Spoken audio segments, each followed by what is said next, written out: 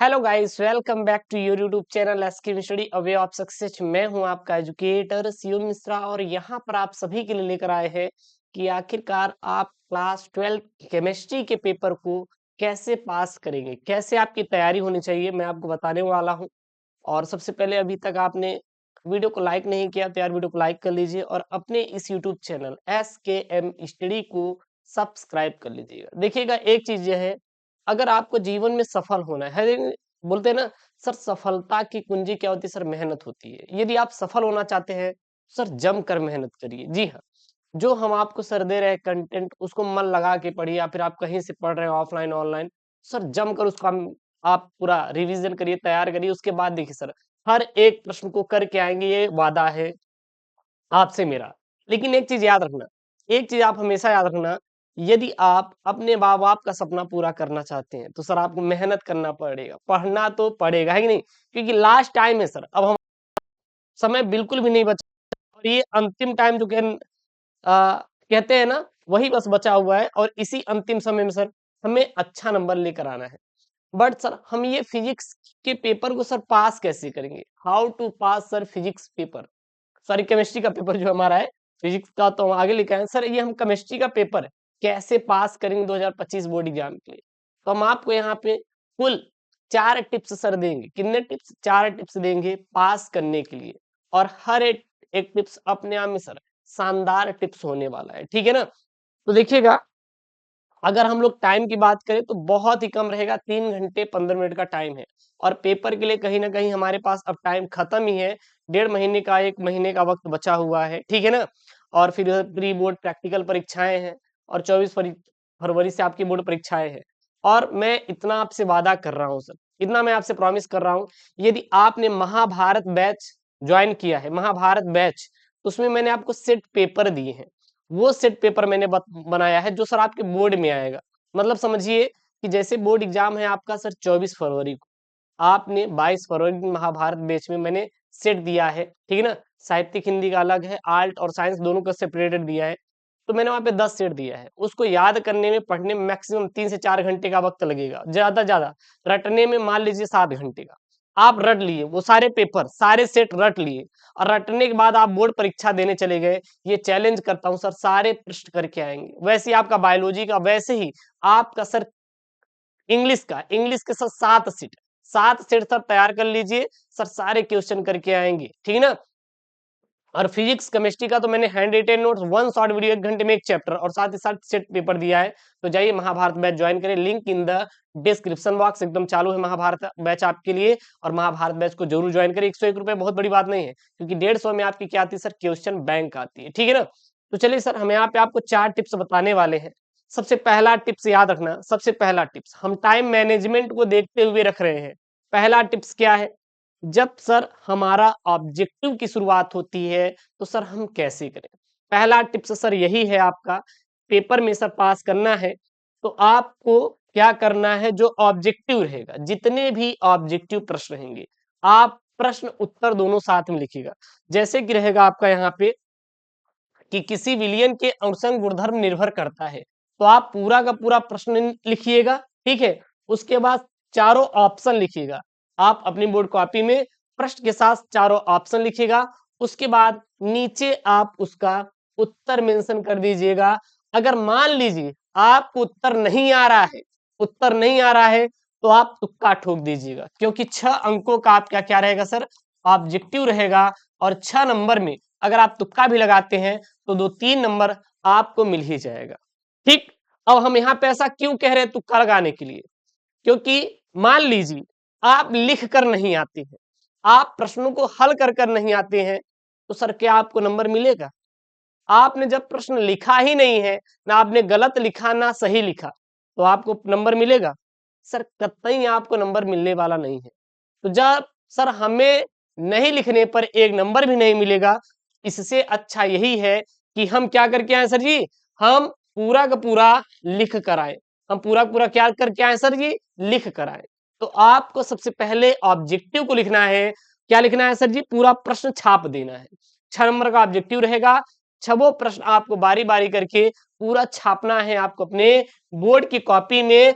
और उत्तर आ रहा है तो लिख देना, नहीं उत्तर आ रहा है तो तुक्का ठोक देंगे, 2 से 3 नंबर आपका मिल जाएगा। और एग्जामिनर अगर मस्त वाला एग्जामिनर मिल गया, तो एग्जामिनर के पास इतना टाइम नहीं है कि इकट्ठा आपका पढ़ेगा, अच्छा इसका ये है इसका है, नहीं भैया, वो कहता ठीक है, बस कॉपी भरा है ना, आपको नंबर मिल जाएगा। तो मैं यही कहता हूँ सर, ना लिखने से बेहतर है आप लिख कर आओ। पहला सबसे बेस्ट अप्रोच यही है कि आप प्रश्न को पूरा उतारो। ऑब्जेक्टिव में समझ में आ रहा है ना, प्रश्नोत्तर संख्या पहला डालो, फिर क डालो, फिर चारों ऑप्शन उतारो, फिर जो उत्तर रहेगा नीचे बकायदे एकदम मेंशन कर देना है, और आपको कुछ भी करने की जरूरत नहीं है। तो ऑब्जेक्टिव को इस प्रकार से आपको पूरा पूरा कर लेना है। ठीक, समझ में आया क्या? एक बार बोल दीजिए कमेंट बॉक्स में, हाँ गुरुदेव समझ में आया। फिर sir tips number sir second आता है। सर टिप्स नंबर सेकंड है क्या, मुझे ये बताइए। टिप्स नंबर जो सर सेकंड है ना, इसमें क्या करना है, अति लघुत्तरी और लघुत्तरी प्रश्न के आते हैं। अब इसमें क्या होती है सर, परिभाषाएं होती हैं, न्यूमेरिकल होता है, और क्या होती है सर, अभिक्रियाएं होती हैं। ये 3 प्रकार से प्रश्न बनते हैं। तो सबसे पहला जो आपका सर रहने वाला है, परिभाषा वाला। पहला क्या रहेगा, परिभाषा। अब 3 टिप्स बचे हैं ना, तो 3 में हम लोग परिभाषा, न्यूमेरिकल और अभिक्रिया, ये तीनों देखेंगे। सबसे पहले परिभाषा की बात करें, तो आप छोटे छोटे जितनी परिभाषाएं हैं आप याद कर ली होंगे। मान लीजिए आपको सर उससे जुड़ी हुई परिभाषा नहीं याद है, कोई अन्य परिभाषा याद है, आपको क्या करना है, जैसे यहाँ पे बोला है कि किसी विलयन की मोलरता और मोलरता के बीच अंतर स्पष्ट कीजिए, और इनके मान तापक्रम में परिवर्तन के साथ किस प्रकार प्रभावित करते हैं।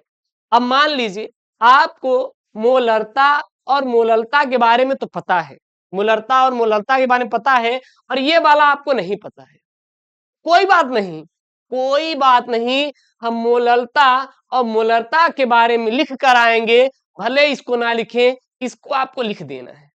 इससे ये रहेगा कि अगर ये 2 नंबर का प्रश्न है, 1 नंबर आपका यहाँ पे प्लस हो जाएगा, मतलब 1 नंबर तो मिल ही जाएगा। मेरे कहने का मतलब यही कि अगर कोई परिभाषा है तो छोड़ना नहीं है, उससे जुड़ी हुई चीजों को लिख कर आना है, बट आपको छोड़ना नहीं है। ठीक, परेशान नहीं होना है, अरे दिमाग में एकदम स्ट्रेस दे दो, नहीं गुरुदेव हमें तो ये आ ही नहीं रहा है, कोई बात नहीं, नहीं आ रहा है, डजंट मैटर, हमें नहीं लेना देना सर, हम इसकी परिभाषा लिख कर आएंगे, मोललता और मोललता की परिभाषा लिख कर आएंगे, भले हमें नीचे वाला नहीं आ रहा है। मैं फिर से वही बात बोलना चाहता हूं, अगर एग्जामिनर मस्त वाला पा गए, बड़ा काम हो जाएगा। वो क्या कर देगा, वो आपको 2 में 2 पूरा नंबर दे देगा। बहुत एग्जामिनर ऐसे मिल जाते हैं कि भैया कॉपी भरे हैं तो नंबर आपको मिलेगा। एक बात याद रखना, कोई बच्चा है यूपी बोर्ड में, अगर वो कॉपी मन लगा कर भरा है, एकदम तोड़ कर भरा है, सर आपको नंबर मिलना तय है। यूपी बोर्ड खुद कहता है कि हम करेंगे स्टेप मार्किंग। स्टेप मार्किंग मतलब समझिएगा, जैसे मान लीजिए आपसे पूछा बल तथा बल के मात्रक लिखिए, तो बल की परिभाषा लिख दी आप, और बल के जो मात्रक हैं आप उसको नहीं लिख पाए, तो जितना ऊपर का सही रहेगा ना उतना नंबर देगा, नीचे वाला काट लेगा, नंबर मिलेगा, जितना लाइन सही रहेगा उतने का नंबर मिलेगा, नीचे वाला काट लेगा। हम आपको एक प्रैक्टिकल चीज बता रहे हैं, हम जब इंजीनियरिंग कर रहे थे तो उस समय हमारा फिजिक्स का पेपर हो रहा था। फिजिक्स में ऑप्टिक्स एक चैप्टर था, तो मुझे याद आज भी है, हमारे एक सर हुआ करते थे अमित सर, अब तो उनका सिलेक्शन हो गया है टीजीटी पीजीटी में, तो शायद लेक्चरर है किसी में कॉलेज में, गवर्नमेंट कॉलेज में ही, हाँ इंटरमीडिएट के। तो मैं बैठा था और उन्होंने कहा कि सेम क्या हुआ, अब मुझे मानते थोड़ा, अब फिजिक्स का पेपर था, मैथ वाले सर थे तो उनकी ड्यूटी लगी हुई थी। तो हमने कहा सर कुछ नहीं, मुझे ये प्रश्न नहीं आ रहा है इसीलिए आराम से बैठे हुए हैं। कहें कि यार अगर तुम इसको नहीं करोगे तो क्या होगा। हमने कहा सर आ ही नहीं रहेगा तो करेंगे क्या। कहेंगे अगर नहीं लिखोगे तो नंबर मिलने की चांस है। हम कहा नहीं गुरुदेव, मिलने का तो चांस है नहीं। कहें क्यों, क्योंकि हमने लिखा ही नहीं तो नंबर कहाँ से मिलेंगी। कहेंगे हाँ, तो फिर कहें कि सीओ जो तुमको समझ में आ रहा है, ऑप्टिक्स से जुड़ी हुई बातें जो भी तुमको समझ में आ रही, कसम सर एकदम रियल घटना है, वो तुम लिख दो। ऑप्टिक्स से जो भी तुम्हारे दिमाग में आए, प्रश्न प्रकाश से जुड़ा हुआ ऑप्टिक्स से जो दिमाग में आ रहा है बस तुम लिख दो, बना बना के काम खत्म हुआ। सर कसम से मैं सच बता रहा हूँ, सच बता रहा हूँ, वो दिन आज भी याद है, मैं अपने से ही लिख दिया था। और मुझे पता है सर 4 नंबर का प्रश्न था और मुझे 3 नंबर मिले थे। जरा सोचो, मुझे वो प्रश्न आ ही नहीं रहा था, मैं खुद से बना के लिख दिया, मुझे 4 में से 3 मिल गए। शायद मुझे आ रहा होता तो हमें लगता है 2 ही नंबर ना मिलता सही से। तो सर ये प्रैक्टिकल एकदम लाइव की सर कहानी स्टोरी है मेरी, वही मैं आपको सिखाता हूँ सर कि आपको क्वेश्चन नहीं छोड़ना है। कोई भी क्वेश्चन है, कैसा भी है, कुछ भी है, लिखो। क्योंकि किताबें भी सर अपने से बनाकर लिखती हैं। आप कोई भी किताब उठा लीजिए, विलियन की परिभाषा से सेम टू सेम नहीं पाएंगे, ठीक है ना, याद रखना एक चीज। तो सर आपको लिखना है बना बनाकर, चाहे जैसे करिए। तो वही मैं आपको बता रहा हूं कि इससे जुड़ी जो समझ में आएगा आप छाप के आना। बाकी तो सर हमारा अगर आप महाभारत कोर्स लिए हैं तो उसमें 1 शॉर्ट वीडियो आपको एक एक चैप्टर का पढ़ाया गया है। आप उन सारे चैप्टर को जरूर पढ़ें, जरूर उसको करें। उसके बाद देखिएगा सर हर एक क्वेश्चन करके आओगे, ठीक। बाकी हम उसमें आपको पेपर सॉल्व करा दिए हैं, आप पूरा सॉल्व करके आओगे। तो देन ये आपको अप्लीकेबल करना है, समझ में आया ना। अब बात करते हैं सर जी हमारा दूसरा क्या है सर जी, हमारा सर रिएक्शन पर आधारित होती है। तो रिएक्शन पर क्या होता है, रिएक्शन सर दो ही से होता है, या तो आपको आता रहे या तो आप लिख कर आओ। वही नियम मैंने बताया ना, जैसे यहाँ पे मान लीजिए यहाँ पर है पाइरोलू साइट से पोटेशियम परमैंगनेट बनाने की विधि का वर्णन कीजिए तथा परमैंगनेट आयरन आयरन आयरन का संरचना सूत्र लिखिए।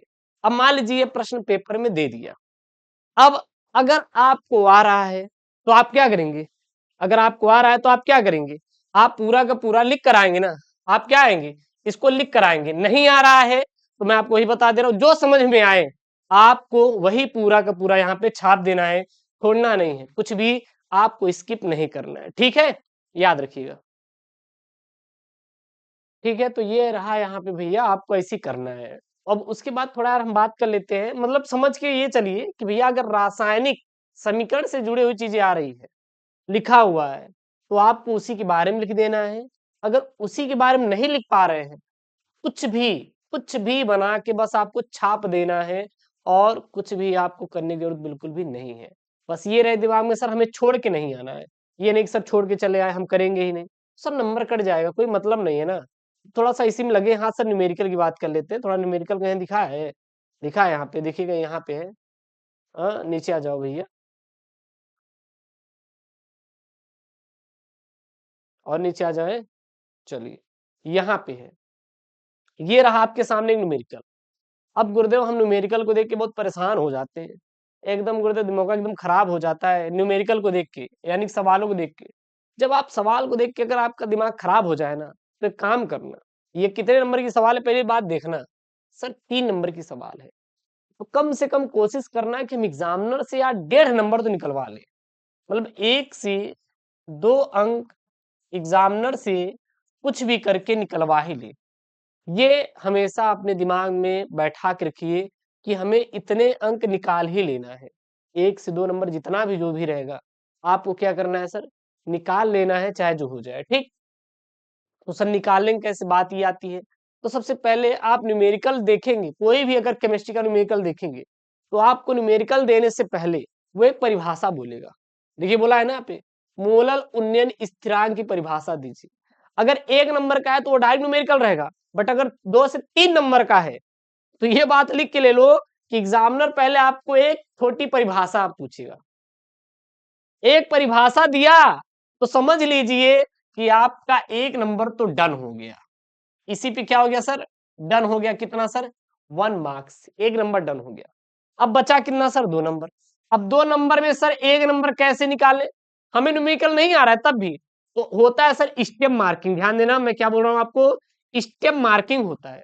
अब सर स्टेप मार्किंग में क्या होता है पता है, अगर आपने लिखा दिया है, ये सब लिख दिए, थोड़ा एक आधो फॉर्मूला लिख दिए, तो यहां से मिल गया सर जी 1 नंबर और मिल गया। कितना मिल गया, 1 नंबर और मिल गया। मतलब अब 2 नंबर डन हो गए, 2 नंबर डन हो गए। अब सर माइनस कितना हुआ, 1 हुआ। अब 3 में से 2 तो डन हो गए इस विधि से, बचा सर 1 नंबर, कोई दिक्कत नहीं, 2 तो मिला ना यार।